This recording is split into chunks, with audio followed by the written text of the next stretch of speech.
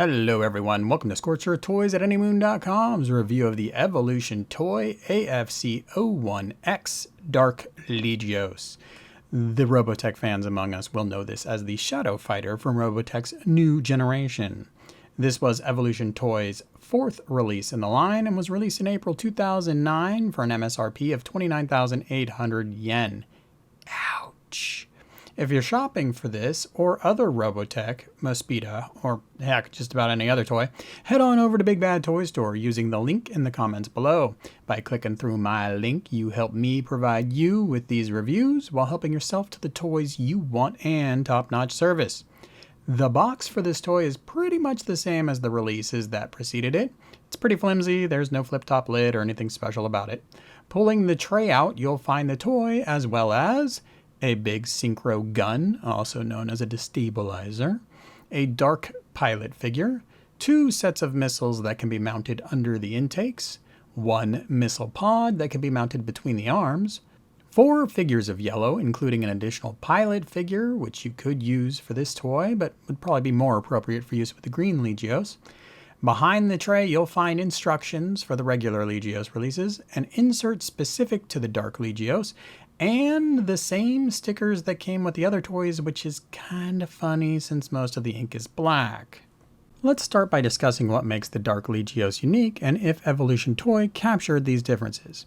Starting in Soldier mode, the biggest changes are the head, the lack of shoulder array, the shape of the intakes, and the claws that replace the hands.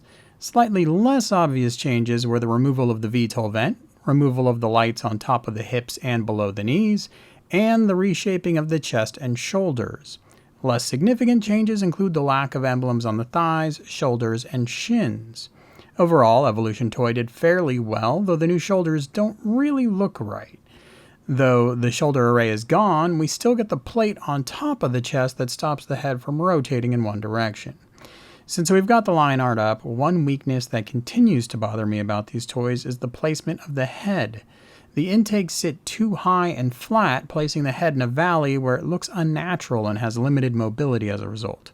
If they were just a little lower and slightly angled, the toy would look better and enjoy better articulation. Sure, the feet could be thicker, but it's the top of the chest that really hurts the toy in this mode. Moving on to Fighter mode, it's interesting to note that the shoulders are magically back to looking like the shoulders of the other variants in this art. The only thing that is clearly different here is the canopy glass. The typical Legioss has a canopy split in the middle, while the Dark Legioss has one big canopy that has a frame toward the front. Evolution Toy played it both ways by reusing the canopy from their previous toys, but with the frame painted on. Since a toy can't magically switch back to the traditional shoulder shape, the new shoulders leave massive gaps between the back of the craft and the front of the arms. The biggest bummer here is the giant sensor poking off the gun. Turning the toy around reveals the glaring weakness of Fighter mode.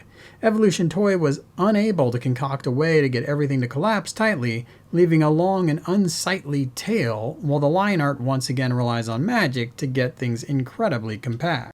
As with the previous Evolution Toy Legioss releases, this toy comes with figures. There is a standing figure that's wearing the ride armor. There is a standing figure in just the suit, and then there is a figure on the motorcycle as well. What was surprising here is that they gave us a brand new mold for yellow. They didn't do that when they gave us the Houquet release. They instead included some stick-style ride armors. So that was really cool to see.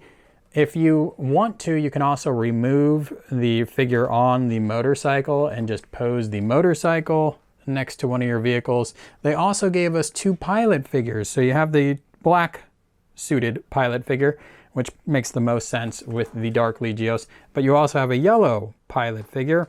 So you can go ahead, if you have the Yoda release, throw yellow in there if you don't really like the idea of Rey piloting that vehicle. There's a little hole in the butt of the pilot. There's a peg in the seat. Just go ahead and push the pilot in and then close up that canopy that we already discussed not being exactly line art accurate.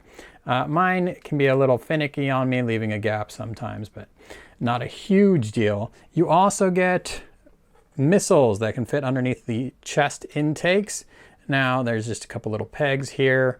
They slot right in and they stay fairly secure Although Evolution Toy made a little bit of a faux pas by making them very, very long, which can be an issue when you transform the toy into diver mode. So there are the missiles.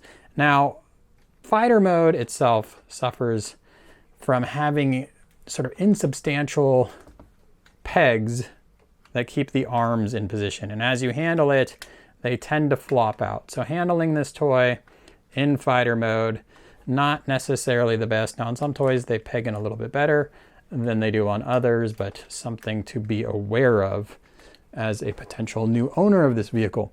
You also get this gun here.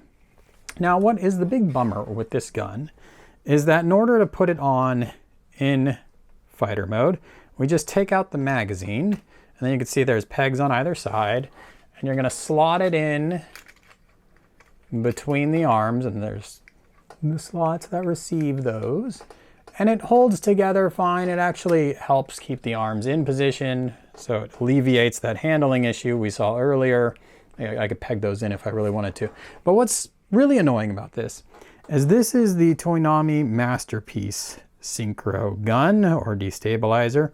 And what it has is the ability to just bring the magazine back and push down that scope. And as you transform the toy back into soldier or batloid mode, you just push that magazine forward and the scope pops up. That is really cool. And that has been around for more than a decade now. But Evolution Toy didn't bother doing that. So now the scope is permanently up in fighter mode. And it's just so weird that there was a blueprint for how to do that properly and they completely ignored it. On the plus side, you do get integrated landing gear. They feature a nice little gimmick in the back where as you open it up, the peg inside pushes the landing gear forward, and then you can just pull it out. Nice metal landing gear, rolling wheel on there. In the front, it's much more line art accurate than in the back. In the back, we have these missile bays. This is not supposed to be a missile bay. This is supposed to be where the landing gear is stowed. So that's a little outside the box thinking. Well, I would say it's outside the box, except they just copied CMs, which did the same thing, which is, again, not exactly accurate, but it works well enough. One random issue that bothers me about fighter mode is the head and how it fits underneath. It doesn't lock into position. It has white paint towards the front of it that seems to be scraping along the edges of the cavity in this chest area, and it doesn't seem to fit straight, and no matter what I do, it always seems to want to be at some odd angle. So while the head sculpt itself is kind of nice, the way it fits underneath in fighter mode is pretty awkward. Unlike some previous Legioss toys, the Evolution Toy Legioss, including this dark Legioss here, does have clearance when on the landing gear from the ground, which is nice to see. Another thing you can do with this toy might contribute to the floppiness of it a little bit, but if you like the wings pretty much flat, you can do that. If you like to have them angled down a little bit, as it definitely appears that way a few times in the show, you can do that as well. One issue that is prevalent on many of my prior releases is that the tabs that connect this portion of the, I'm going to call it a winglet, God knows what it really would be called, they come out. And that makes handling the toy in fighter mode even sloppier. So here, I'll show you what that looks like. That is the pegs coming out right there. They're pretty stiff on my Dark Legioss release. Now, I can't swear that everyone's Dark Legioss is nice and stiff, but on mine, it works out pretty well. Now, if you don't like using the destabilizer gun or synchro cannon, you can use the missile pod, which again is pretty similar to the old EMI model kit, and it fits in exactly the same way as that cannon did. So we can just plug that into place like so, and then you have that missile, and again, that does add to the stability of fighter mode. So there you go, that is fighter mode for you in a nutshell. Let's continue on and check out diver mode. Check out my full transformation guide and scans of the instructions up on anymoon.com. Here is diver mode. It's pretty simple to get here. Once you do, it's pretty clean. The toy holds the mode pretty well. There are twist points at the base of the calf, at the knee, which does help you get a little bit better of a outward aggressive angle which is pretty cool. It looks good in this mode. You can see I've left the missile pod on. You can pivot it out if you want, or of course you can remove it altogether. Here are the clawed hands. You have individually articulated fingers, but they're only articulated back at the wrist, or I shouldn't say the wrist, right at the knuckle. And then you have a thumb also. The gun has a little bar in the back that the hand has to loop around, and the hand has to slide inside the gun. So fitting it on can be very, very tricky. It is a very tight fit, and you might have to be a little bit more brave with the amount of pressure you put on the toy than you would like to be, especially given the history of these toys not being the best build quality. But there you go, that's quite a lot of pressure. There is the gun on there. Now, unlike some of my previous Legioss toys, I don't have a problem with this swinging down and falling open on me. And the toy, the arm, now there is a ratcheting joint in the arm, which is pretty nice, but it is incredibly stiff, and you can see I'm more breaking the toy than I am using that, but there it finally goes. And on this toy, I actually have a stiff enough elbow where I can hold the gun outward. On some of my previous Legioss toys, that was not the case. And again, I don't know if I just got lucky on the QC or if they actually improved things. I'm doing better here, but from what I hear from other people that own this toy, that is not a sure bet. Now, there's a weird scuffing on my toy right here. Not really sure what caused that. So still QC and build issue problems to be expected. This is soldier mode. The good thing about the gun being so snug on the hand is that it is going to stay on that hand as you handle the toy, which is great. The toy does have missile bays that we have not talked about yet. There are the missiles on the tops of the shoulders, which would get a lot more play in fighter mode. There they are. They look like little red tennis balls. They don't really resemble the line art at all, but the gimmick is there, and that's good enough. This part does not have anything that forces it outward in Batloid mode, as I use the Robotech term, or soldier mode for most Speeda fans. There are the missiles in the arm. Same thing on the other side, if I can get a fingernail in there. So there you go. So missiles on either side of the forearm, and then moving our way down to the legs. You can see there's a little slot to put a fingernail in on either side, and you have all four are missile bays. Again, that's not really accurate, but I guess it works. Doesn't necessarily have to be a bad thing. This toy has articulation that really makes it stand apart from previous Alpha or Legioss toys. The articulation at the head is not so great. So we can look to the right, which is good. You can get a good range of motion to the right. You can't really look at all to the left, because even though this doesn't have a shoulder array, there is still that flap that comes out and ruins that articulation, which is a bummer. We do have the ability to bring the arm forward and back as part of transformation. And you saw that this is a ratcheted joint at the shoulder, and it can spin all the way around. Then you have the ability to move the arm out at the shoulder, a twist point at the bicep, and double jointed elbows, which allow you to get better than 90 degrees of motion there, so that's good. Hand swings around, and you already saw the articulation of the individual fingers. Moving down, we do have a waist on this toy.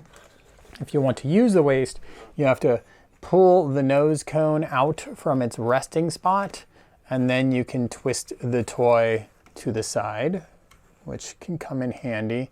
Now, this does not have a ability to lock in the out position, so you'll probably be bumping that little chest node in fairly frequently. So there you go. There's your range of motion on the waist. And again, you do have to get the nose cone out from the back in order to use it. Then we have the ability to bring the legs out and twist them in and out like so, and then come up until you run the leg into the wings, or come all the way forward until you run into the chest intakes, which is all good. The knee was surprisingly limited, really, since it has a double pivot.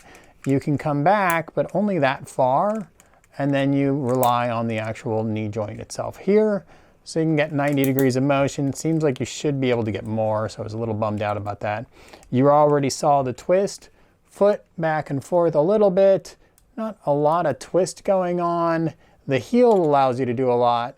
The toe just comes down, so it's a little bit inhibiting, but not too bad. And certainly as far as other Alpha toys or Legioss toys that we've gotten in the past, this toy should be more fun to handle. If you've watched this video and thought you'd be better off hunting down some other Dark Legioss toy, then you should know your options are limited. Toynami gave us a Shadow Fighter that doesn't bother with most of the unique elements of the design, but otherwise looks pretty good, has some nice heft to it, and can be found on the secondary market for less than the Evolution toy, but it's a disaster from a durability and build standpoint. Alternatively, you can grab a CM's toy, which was surprisingly faithful to the line art and has really fun elbow joints, but is otherwise a very awkward toy in both look and handling. So, I'm not saying this is a good toy, and you can certainly find much better toys for much less money. But if you're an HBT junkie and you need Dark Legioss in your life, then this is the best of a poor breed. Everyone else can wait and see what Sentinel delivers. Check out anymoon.com for the full article, hit that subscribe button, and thanks for watching.